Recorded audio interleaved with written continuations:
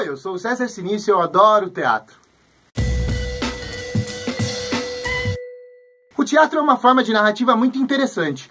E quando você tem o script em suas mãos, você é capaz, muitas vezes, de imaginar as cenas e ver as coisas como elas vão acontecer. A proposta da J.K. Rowling para a próxima narrativa de Harry Potter and the Cursed Child, que em tradução livre seria Harry Potter e a Criança Amaldiçoada, a gente não sabe ainda como é que vai ficar esse título em português, é disponibilizar em 2 volumes o script da peça de teatro, provavelmente com anotações e algumas coisas sobre cenário para você se localizar, não só as falas dos personagens, mas não como uma narrativa tradicional. E isso é uma coisa interessante, porque a gente está falando aqui sobre um outro tipo de mídia, né? Um outro jeito de escrever histórias. Quando você lê algumas narrativas, por exemplo, como Shakespeare e alguns outros autores, você também vai ter acesso, muitas vezes, ao texto em formato de script para teatro e não necessariamente como uma narrativa escrita com um narrador, com os personagens sendo apresentados a cada cena.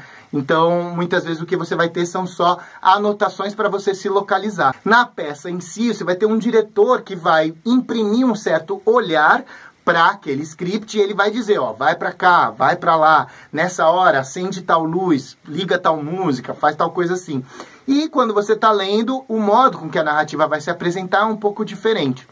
Eu percebo muito isso porque eu escrevi 2 peças, O Menino que Roubava o Tempo e A Menina de 4 Cores, no grupo Bandacos, um bando de macacos que faz teatro comigo já desde 2011. E a gente tem essa interessante troca de ideias quando a gente está no processo de montagem, em que, de repente, eu falo sobre uma cena e a pessoa fala, não, mas eu não estou vendo isso. E aí eu preciso contar para ela o que é que eu estou vendo naquela cena como diretor, para a pessoa chegar nesse lugar. Ou, de repente, ela me fala o que ela está vendo e a gente chega num lugar um pouco diferente do que eu tinha imaginado a princípio.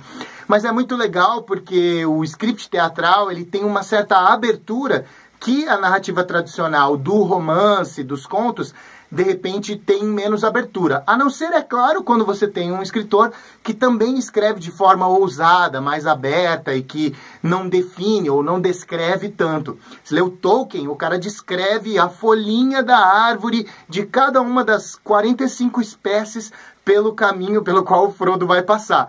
E, às vezes, isso no script de teatro não vai estar lá. Então tem árvores ao redor. E aí você tem que simplesmente preencher isso com a tua própria cabeça, porque afinal de contas, se você está lendo, você não vai ter acesso a essa questão imagética que no teatro conta-se que vai ter esse cenário, essas outras coisas que vão estar lá.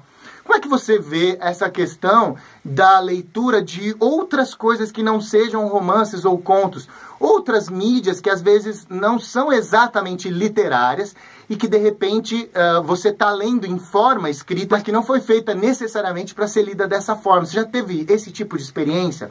Você sente que quando você lê poesia, por exemplo, isso também de alguma maneira influencia na forma que você enxerga as coisas? Porque a poesia também tem um pouco disso, ela não é teatral, mas ela também é uma mídia diferente das narrativas tradicionais e talvez você precise de um certo background a respeito de ritmo, musicalidade e uma série de outras coisas que talvez não estejam presentes ali como descrições numa narrativa. Então, talvez isso seja uma outra coisa que também entra no caminho quando você lê poesia. Comenta um pouco aqui embaixo, vamos ampliar esse debate. Aqui no Cabine Literário a gente sempre fala sobre livros, literatura e muito mais. Era uma vez um macaco que andava sozinho no mato, procurando se encontrar, que contava histórias malucas. Ele era lelé da cuca, não conseguia se enturmar.